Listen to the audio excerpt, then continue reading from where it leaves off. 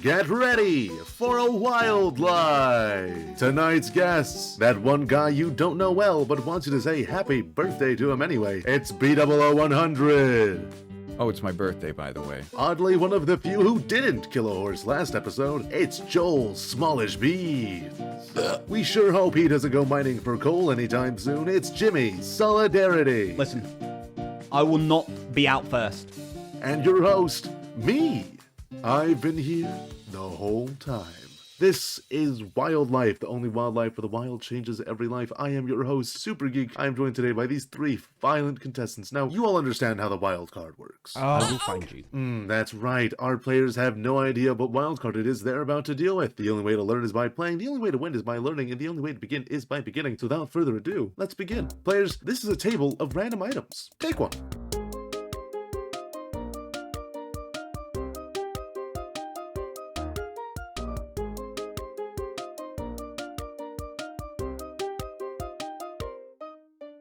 Great job, players, on taking those items. Eat it. What? I just ate my shovel. Oh. Okay, you win. Oh, That does it for us here at Wildlife. I'm your host, Super Geek, reminding you that if you're ever out of cereal, you can always eat your spoon. Like, comment, subscribe, everyone. Good night. Welcome back to the Wildlife Recap Show. I'm Rosé, and this week we find out what happens when the lifers get hangry. Although thievery, relationship issues, and unidentifiable builds are quite normal for this group, so maybe they just needed a Snickers they can't eat. That segment's still cooking, however, so while we wait, let's see what everyone's been building. Melody? The Life series takes after other games like Monopoly, Settlers of Catan, and Ice Age Village, available for free on your mobile device, by having the players need infrastructure. Every player got to build in this session, for better or for worse, developing the home bases they would be hunkering down in for the rest of the series. Lizzie and Joel showed how in tune their relationship was by both spending most of their episodes building. Lizzie spent her time building 3 parrot statues, each one representing the members of her team. Even though she was missing some materials, she got off to an awkward start. Worried that people wouldn't see the vision, a few people caught on that they were birds, leaving her worries. After a few roadblocks, she got off the materials she needed and completed her parrots without much difficulty. When she backed away from the mountain to see what it would look like, she ran into Jem and Joel and asked for their opinions. Can see it. So That's cute, adorable. Lizzie. It's so cute. How are you going to live in it? I don't live in the parrot. The parrot lives in me. Conversely, Joel spent all his time being bullied. It seemed that the entire server was trying to find the fastest way to make him furious. He began to build a black muscle car entirely out of deep slate, which unfortunately considered his chosen food source was also deep slate. He consistently ran out of the material and had to go mining several times, which meant he had to walk up and down the staircase, causing him to also need to eat more food. Something Sisyphus boulder. Before he built the roof of the car, his house was called both a catfish by Jem and a shark by Lizzie, which is confusing. Joel can't have built a fish because he has never seen one. How is he supposed to drive his car underwater? Another visitor to the car was Tango, who has the instincts of a toddler, as the first thing Tango tried to do was eat it. He also said, num num. He then called it a spaceship. After managing to push every button that made Joel's blood boil, Jem managed to chase Tango off with a broom. But it looks so tasty. No, you need to stop. Num car. I'll murder you. You're not gonna murder anything. Joel finally managed to finish off the build, which he based on a Dom Toretto 1970 Dodge Charger. If I was to grade it on a base of accuracy, I'd let Mumbo take this one. I mean, the good news is I don't want to say anything too mean about it, but maybe Just say it, Mumbo. Let it out. Let it out, buddy. maybe one of the worst things I've ever seen. Other bases didn't take center stage for most of people's episodes, but progress occurred nonetheless. Big B started off by wanting to create a bridge to his base to help make it more accessible. Unfortunately, his base is his face, and the bridge coming directly out of his mouth, causing everybody who walks on it to think of it being a really long tongue. The tough guys all evicted themselves from their previous residence and started to work on 3 very separate towers that weren't connected at all. because the tough guys are strong and independent. In some messed up version of the Three Little Pigs, Tango built with wood, B-Dubs built with cobblestone, and Etho built out of only copper.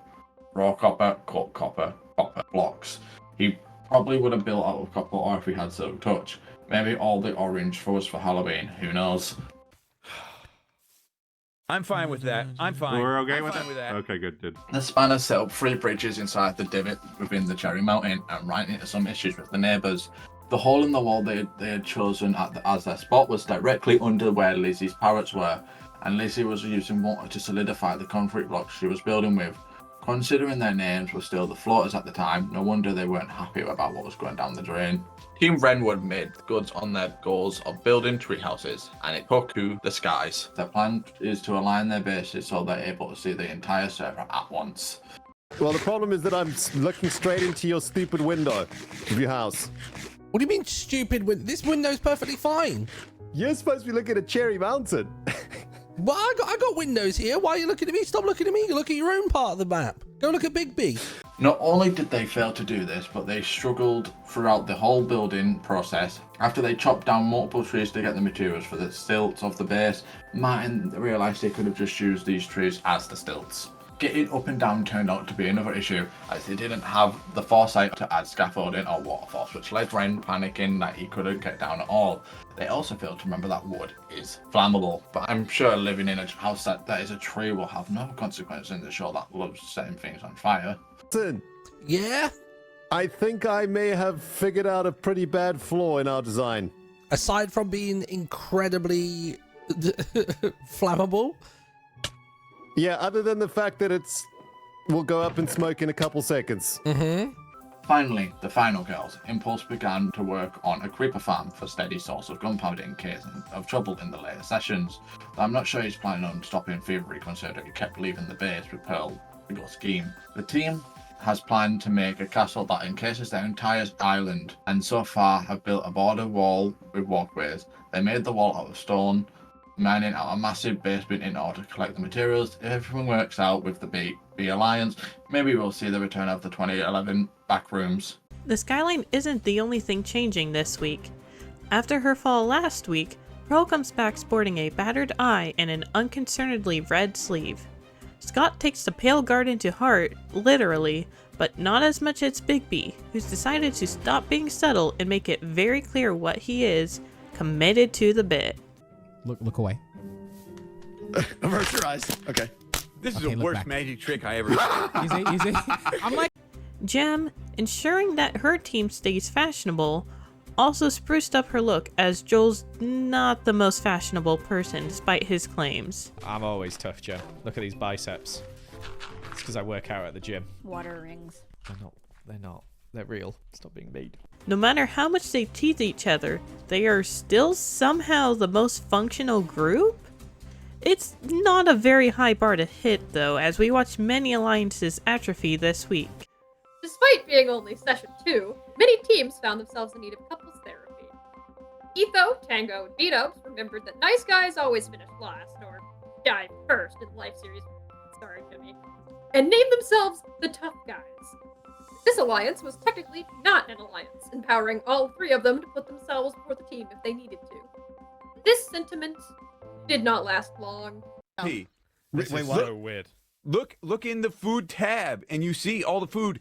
Fletching table. Oh, that's a cheaty cheat. Oh, cheat I like big brain over here. Keep that I a wonder secret. what it ends. This is why we team up with you. And instead, they were just rude to everyone else all session. Tango took being tough to heart and became a problem for every single team, annoying and harassing them for no other reason other than the love of the game. Etho decided that if they were going to be a nuisance and rob everyone, they might as well own up to it. And in true Shady E's fashion, he started leaving calling cards saying life's tough wherever he struck. If you ever take something from someone, leave them one of these as a calling card. Lifestyle. Okay. Final Girls also found their alliance ruffled as Impulse ramped up his chaos early this session, causing the whole team's reputation to suffer. Impulse, whose cows were stolen last week, decided to get them back for the person who definitely stole them, Joel.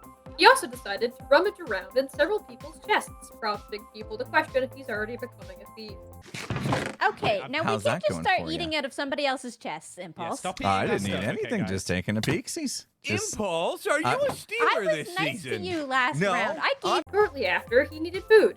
He cleared out a mountainside of dripstone, which also happened to be the Spanner's base. Very convenient that his food source is also a safety hazard. Impulse and Pearl are also planning on giving revenge on Grian and Martin for stealing their cows last session. Scott and Cleo are being kept in the dark about this, which surely can't go poorly. Who needs communication anyways? Well, now that I know that it was Grian and Martin, I just need to figure out how I'm gonna get them back for this. That's all. For context, it's stealing the cows, right? They're the ones that stole the cow? Mm-hmm. Yeah, I just found that out. Scott told me. Okay. I don't know how Scott knew that, but he told me, and now I want revenge. I'm all for it. If you So, need some help with ideas or a teammate, kind of picking up on what you're putting down, I'm there. Yeah. To balance out Impulse's problematic behavior, the final girls invited Big B to join them. The reasons were that he's nice, he doesn't annoy them, and he also lives nearby, so they might as well. Potential other reasons are that he's terrifying and maybe no one would want to attack him. Finally, there's the Sub 1 Club. They set out to change their name as their previous one no longer applied to the new gimmick. After eating food made them levitate, Mumbo suggested that they call themselves the Floaters. This idea, although met with much derision for being crappy, stuck around inside the bowl for most of the episode. Oh, we could be like the floaters or something. that's no. The floaters. What is it with you? You're coming up with the worst names for I came up with the sub ones. The Floaters then decided to make their base in the Dripstone Gorge under Cherry Mountain, which would probably be safer if there was a pool of water beneath to catch all those floaters. However, a hazardous base may be a feature and not a bug, as the group found themselves one of the many people who were all mad at Tango. As Scar had asked Tango to be the test dummy for his roller coaster, the Floaters made one of many assassination attempts against the man, but failed due to poor down perception. This wasn't their fault. They could have had better eyesight if they were allowed to eat any carrots. Also, Dripstone doesn't work like that. Mumbo, noticing that their bridges spanned from one location to another, suggested that they change their name to the Spanners. This name also stuck.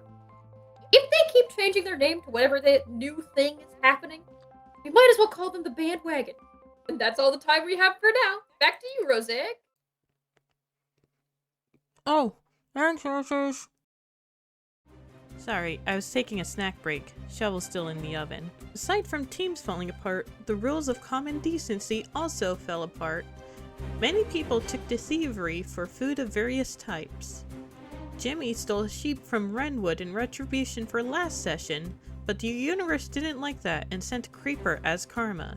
That is how you do it. Oh my gosh. Oh, you are kidding me! You are kidding me! That's karma. Now that is what you get. Many people found the base of the Fast and Furious as a target in the search for non-traditional foods, while also discussing everyone's ability to make roast for Sunday family dinners, with Etho serving up some unusual cuts. Etho's be like reindeer roast or something because he's deep in the that's Canadian exotic. wilderness. So I reckon it'd be quite tasty. I can bring the polar bear. Oh, that's my stone shovel done baking. Very nutritious meal. Go learn about this week's wildcard while I take it out. Be right back. Welcome back, players. Level with me here. Yesterday was Halloween, also known as All Hallows Eve, making this All Hallows Day. Now, I bet you're thinking that means I'm going to say that today is also spooky, but I'm not. All Hallows Day is also known as All Saints Day, a day dedicated to honoring the saints who'd served the Catholic Church. Speaking of the Catholic Church, did you know that gluttony is one of the 7 deadly sins? The wildcard, not that one, in this session gave the contestants a permanent Hunger 3 status effect, sending everyone into a tizzy as they worried about their already low food supplies. However, when they went to eat their food, it didn't replenish their hunger haunches, leaving them all very confused as to how they were going to survive this session without starving. Renwood, the tough guys and the spanners were all nearby when Mumbo accidentally right-clicked on his pickaxe and discovered it was edible, letting all 3 teams know about it. Gem figured it out sooner than Mumbo did, almost accidentally eating her sword immediately as the countdown ended. Slays into choice, it's a lifestyle, with a diet plan. The final girls and Bigby were jump scared by the countdown, with Cleo especially reacting. I like it. They discovered that not only did eating food not help, but it also briefly gave them hunger 8 instead of just hunger 3. Scott ate exactly 1 apple with no downsides and decided the wildcard was a joke about eating your fruits and vegetables. No one listened, as Pearl started to take damage from starvation. Panic started to set in, but Grian came to the rescue by yelling in chat to eat things, which was wonderfully helpful and cleared things up for everyone. The final girls continued to panic and shove random things in their mouth until they settled on eating shiny rocks. 1 out of 10 dentists recommend. Now, Cherry Mountain. The trio noticed the hunger, noticed that the food didn't fix the hunger, and gave up on trying to solve the problem. Lizzie told the group to make boats as she remembered that rowing didn't diminish a player's hunger bar, so they would lose their hunger at a slightly slower pace than if they were to walk. The hunger would still have killed them, though. So thankfully, when Green made his announcement to eat things, Lizzie accidentally slipped an entire shovel down her throat, and the team was fine for the rest of the episode. Well, fine from the gimmick. Jimmy died. All the groups would then try to learn what the best food was, with very interesting results. I would tell you the best food, but that would be pointless as the wildcard had the food randomized every 30 minutes. So instead, I'm just gonna walk you through the best parts. Scott revealed to Jimmy after one of the randomizations that clay balls were a good food source. Jimmy, excited, wanted to share the love and recommend it to everyone and had some choice things to say to the spanners. Hey, by the way, if you eat my balls, no, I mean eat these. Yeah, continue. Gladly. What happened? What happened? What I missed? What does happen? They're good. They're really good. Genuinely. I bet. No, they're the best food source. Of course. Lovely set of balls. Tell everyone, isn't it? Just a reminder, Jimmy has a spin-off channel where he reacts to videos and has an ongoing series where he reacts to clips of himself that are inappropriate out of context. He named the video, I Made Mumbo Eat My ... He knows what he's doing. This is Clip Farming 101, he's a money-making man. In a similar vein, Beat-Ups titled his video What My Clock Tastes Like. Moving on. Lizzie eating her stone shovel turned out to be a religious experience as she tried to spread the good word of the shovel. She decided to share her enlightenment with as many people as she could to gain goodwill with the other teams. This mission was briefly stopped in its tracks by an astute observation from Joel. Well, you're really sleeping on the stone shovels because they are extremely yummy. And Goodbye. very stackable. Well, yeah, these are not very stackable. Some of the food would play a random sound from the game's files, leaving players very confused when they heard a priest sound effect from Age of Empires. Little did they know that it's in Minecraft because the evokers like to trans the gender of sheep. Finally, for the highlights, ever the fan of the Fast and Furious franchise, Joel got caught almost quoting one of the movies, Probably Maybe. Hey man, you got something to eat up in there? Hungry? I just said hungry by accident. In terms of the direct impacts of the hunger, Skizz put new meaning to the term silent but deadly by dying quietly multiple times. In addition to Skizz starving twice, Mumbo starved to death, Ren starved to death, and Martin starved to death. I guess they ran out of rocks. Indirectly, the hunger added even more deaths to the score. Skizz was levitating after eating an item and floated in the air above some water to return safely, but Tango placed blocks below to kill him. This makes Tango the second most deadly green life on the list of people who don't understand the game. Pearl got the worst of it by becoming the world's first involuntary sword swallower. When she right-clicked with her shield to block a creeper's explosion, it forced her diamond sword to acquaint itself with her mouth. Diamonds are a girl's best friend, after all. To round it all off, here's Impulse calmly eating smooth basalt. Hey, almost we can go mine up. No! Oh no! Wait! What did you do? What is It milk. the basalt! Impulse milk button. Milk button. No! I don't have the milk! Okay. I have the water! Oh, shoot. Yeah. Oh! Back to you in the studio, what the That's all for this week. According to Grian, next week is his favorite and will be quite stupid, so we're looking forward to seeing just how many deaths that will cause. Speaking of deaths, here is a list of all the deaths that have occurred so far. The total for this week was 11 deaths. Starvation wins the gold for kill count, but creepers take a close silver. I've been Rosé. Thanks for watching, and we'll see you next week.